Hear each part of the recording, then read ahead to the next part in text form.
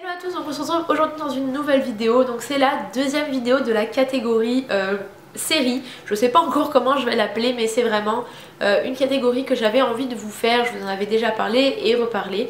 Donc on va commencer tout de suite avec mes découvertes séries du moment.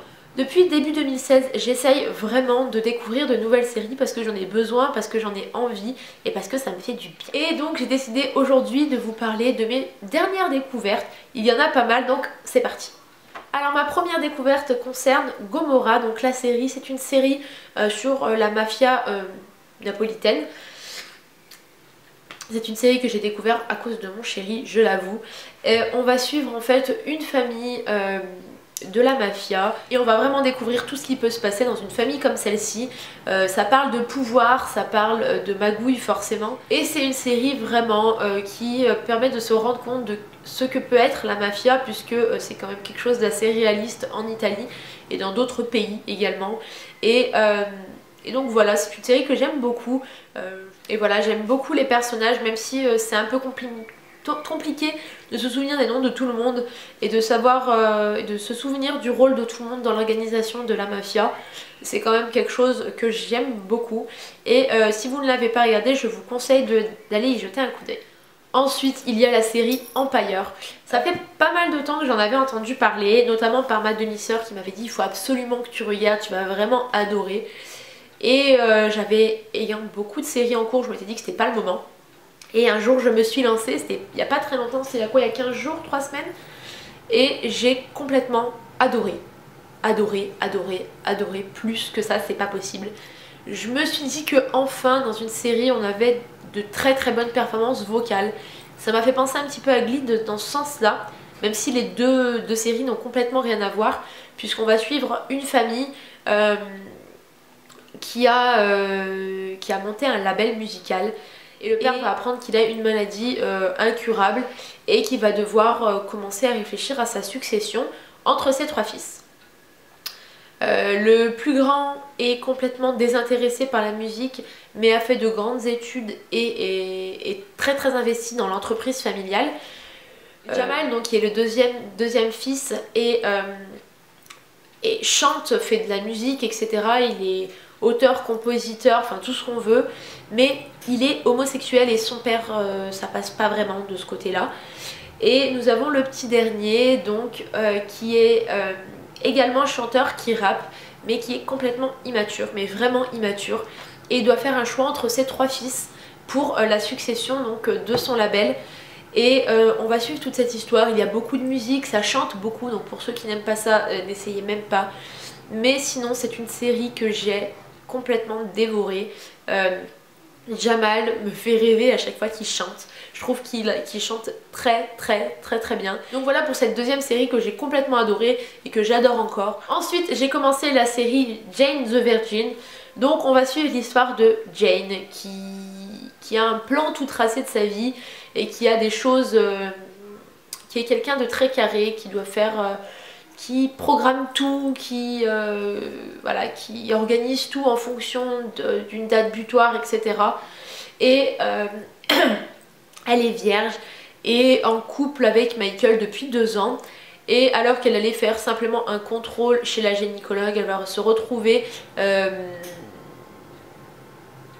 victime d'une insémination in vitro non désirée. Et donc on va suivre toute cette histoire de Jane, la vierge, qui tombe enceinte accidentellement. Voilà. Et c'est une histoire très très drôle, c'est très pétillant. Et il y a pas mal de rebondissements dans cette histoire-là. Et ça me plaît vraiment beaucoup. Ensuite, j'ai également commencé une nouvelle série. Quand je vous ai dit qu'il y en avait beaucoup, c'était vraiment pas une blague. Il s'agit donc de New Girl, qui est donc une série un petit peu à la Friends. Pour moi, ça m'a beaucoup fait penser à ça. On va retrouver donc Jessica Day qui, suite à une rupture parce que son copain la trompait, elle va tout simplement chercher une colocation et se retrouver en colocation avec 3 mecs. Et donc on va suivre un petit peu leur histoire à tous les 4. C'est très très drôle, c'est très très frais. Et c'est des épisodes qui durent une vingtaine de minutes, donc c'est hyper rapide. Et Et voilà, ça m'a fait penser un petit peu à Friends dans le sens où on va retrouver des amis qui vivent ensemble, etc. C'est très très drôle et voilà, donc des épisodes de 20 minutes, ça dure pas très longtemps, c'est suffisant et c'est très très bien. Donc par contre là il y a 5 saisons il me semble, donc c'est un petit peu plus long pour rattraper le retard, mais ça se regarde assez facilement quand on n'a pas beaucoup de temps, etc. Donc ça fait du bien d'avoir une série comme ça à regarder. Donc la prochaine série dont je vais vous parler c'est Heroes Reborn. C'est une série en fait qui est la suite un petit peu logique de Heroes pour ceux qui avaient regardé ça il y a bien 5 ans. Et donc en fait c'était suite à une éclipse solaire, plusieurs personnes avaient été dotées de pouvoirs un petit peu surnaturels. Il y en avait eu beaucoup. Comment ils allaient devoir sauver le monde tous ensemble, etc. Et la saison 4 donc se finit d'une façon un petit peu étrange et qui nous laisse un petit peu sur notre faim, mais vraiment sur notre faim. La dernière saison date de 2009. Donc c'est pas tout jeune en fait, c'est bien plus vieux que ça. Donc c'était il y a 10 ans. Ouais, il y a plus de 10 ans. Donc Heroes date de il y a plus de 10 ans, donc c'est vraiment une vieille série. Et en 2009, donc on nous avait laissé sur une fin un petit peu spéciale. On nous avait laissé sur une fin qui nous laissait vraiment sur notre faim à nous. Et on n'avait plus de nouvelles du tout. Un film devait sortir, on n'en a jamais entendu parler. Cette année en fait ils nous ont ressorti Heroes Reborn. Donc c'est une saison, c'est une nouvelle série donc, qui a duré une seule saison. Et il n'y aura peut-être pas de saison après. Donc c'est une saison qui a eu seulement 13 épisodes et qui a eu pas très bonne audience aux États-Unis. Voilà pourquoi ils l'ont arrêté. Ce qui est vraiment dommage puisque je sais que beaucoup attendaient une suite à Heroes puisque comme je vous l'ai dit la fin est un petit peu particulière. Et donc on reprend en fait donc toujours sur la même chose. Donc les super-héros avaient été découverts du monde entier et il y a eu un événement qui fait que les personnes normales et les évos, donc les évolués, donc les personnes avec des pouvoirs, ne pouvaient pas se retrouver dans la même pièce sans se battre. C'était vraiment... il fallait tuer tous les évolués. Et donc on va suivre un petit peu tout ça. Il va y avoir une catastrophe qui va arriver et ils vont devoir un petit peu sauver le monde. Et on va suivre en fait tout ça. C'est une saison qui pour moi m'a fait du bien parce qu'on a certains protagonistes qu'on retrouve et même si c'est pas mes préférés du tout, ça fait du bien de les revoir parce qu'ils nous ont manqué, parce que depuis le 2009 on attend une suite à cette saison et même si on n'a pas eu la suite qu'on voulait, parce que moi c'est pas vraiment ce que je m'imaginais, ça fait du bien de voir ça fait du bien de retrouver des anciennes séries d'il y a plus de 10 ans revenir au goût du jour.